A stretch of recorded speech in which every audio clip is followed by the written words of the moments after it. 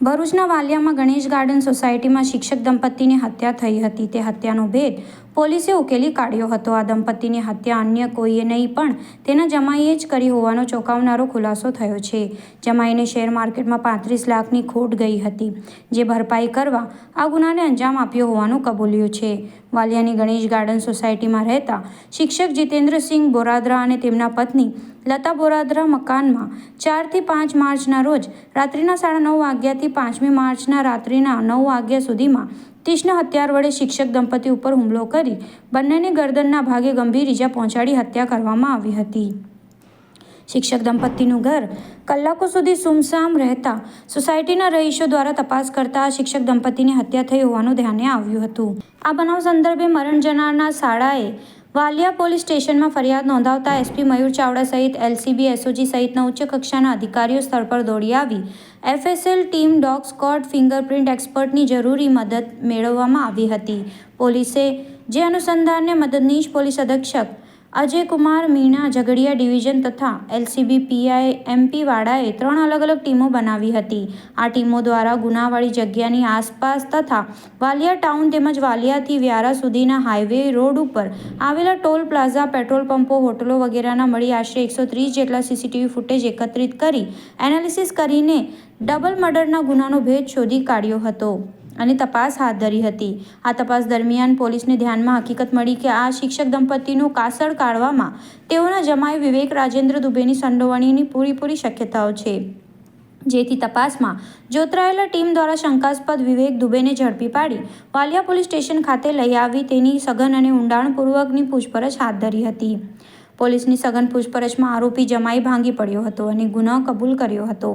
આરોપીએ પોલીસ પૂછપરછમાં જણાવ્યું હતું કે તેને બેંક લોન ચાલુ હોય અલગ અલગ જગ્યાએથી વ્યાજે નાણાં લીધા હતા, તેમજ શેર માર્કેટમાં છેલ્લા 6 માસમાં 35 લાખ જેટલી રકમ ગુમાવી દીધી હતી, જેથી આર્થિક સાંકળામણમાં આવી ગયો હતો. વધુમાં જણાવ્યું કે તેના સાસુ સાસરા આર્થિક રીતે સદ્ધર હોય, રોકડ રકમ તથા દાગીના વાલિયા તેના ઘરે મૂકી રાખતા હોવાની પોતાને જાણ હતી. તદુપરાંત પોતાને ઘર સંસારમાં પણ સાસરા અવારનવાર વચ્ચે આવતા હોવાથી સાસુ સાસરાનો કાંટો કાઢી નાખી દાગીના તથા રોકડા રૂપિયા લૂંટ લેવાનો પ્લાન ઘડી કાઢ્યો હતો. તે પોતાની 4 વ્હીલ લઈ વ્યારાથી ગાંધીનગર ગયો હતો અને ગાંધીનગરથી પરત વાલિયા આવી ગુનાને અંજામ આપી ઘરમાંથી રોકડ રકમ તથા સોના ચાંદીના દાગીના લૂંટી ત્યાંથી ભાગી ગયો હતો. આ મામલે આરોપીને વાલિયા પોલીસ સ્ટેશનમાં સોંપવામાં આવતા વાલિયા પોલીસ ઇન્સ્પેક્ટર દ્વારા આરોપીની ધરપકડ કરી ગુનામાં ઉપયોગ કરેલ હથિયાર, 4 વ્હીલ, લૂંટમાંથી મેળવેલા રોકડ અને સોના ચાંદીના દાગીના વગેરે મુદ્દામાલ રિકવર તેમજ પુરાવાઓ એકત્રિત કરવા આરોપીના રિમાન્ડ મેળવવા તજવીજ હાથ ધરવામાં આવી છે.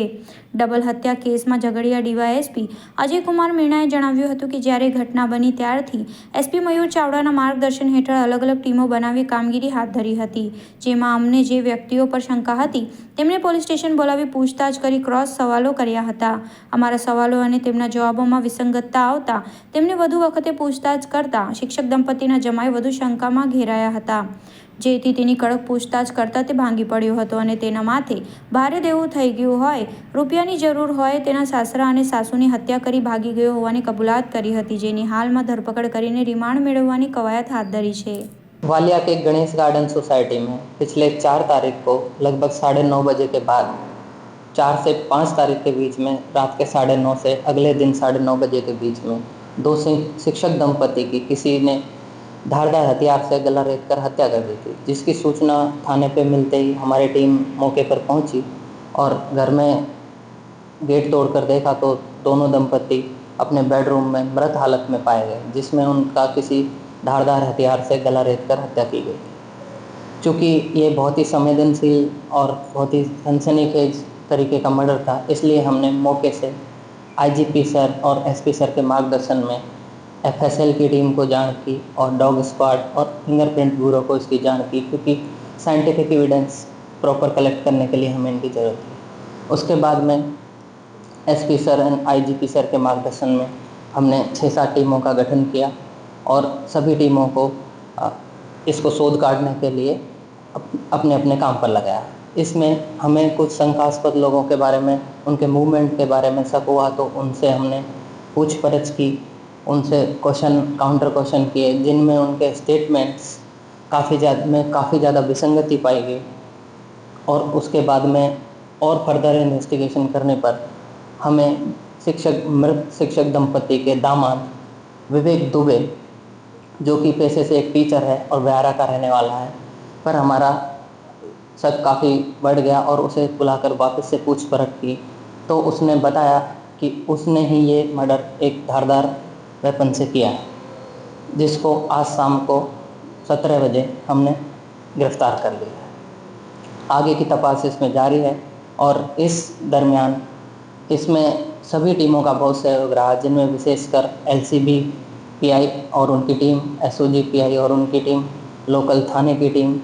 एफएसएल की टीम और फिंगरप्रिंट ब्यूरो की टीम ने हमें इस को डिटेक्ट करने में बहुत खूब सारी मदद की। सर, मर्डर का मोटिव क्या है? मोटिव के बारे में चूँकि ये आरोपी जो विवेक कुमार है, ये बहुत ज़्यादा फाइनेंशियल स्ट्रेस में था। इसने शेयर मार्केट में भी काफ़ी पैसे गंवा दिए थे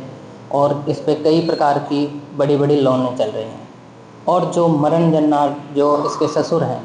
उनकी फाइनेंशियल कंडीशन काफ़ी अच्छी है और वो ब्याज पर इधर उधर पैसा देते हैं। और चूँकि विवेक को पता था कि वो अपने घर में बड़े अमाउंट में कैश और गहने रखते हैं, तो इसका मोटिव उनको चुरा करके अपनी फाइनेंशियल कंडीशन ठीक करना था। इस वजह से ये रात को किसी समय 4 तारीख को आया और उनको मार करके कुछ इसने गहने और कैश ले जाना भी कबूल किया है, जिसको हम फर्दर कल इसको माननीय सिविल कोर्ट में पेश करके रिमांड के दरमियान आगे की पूछपरछ में रिकवर करने में चाहता हूँ। सर, गुनाह के इतिहास कुछ मिला है? गुनाह के इतिहास के बारे में किसी पुराने केस में विवेक कुमार को एक बार वालिया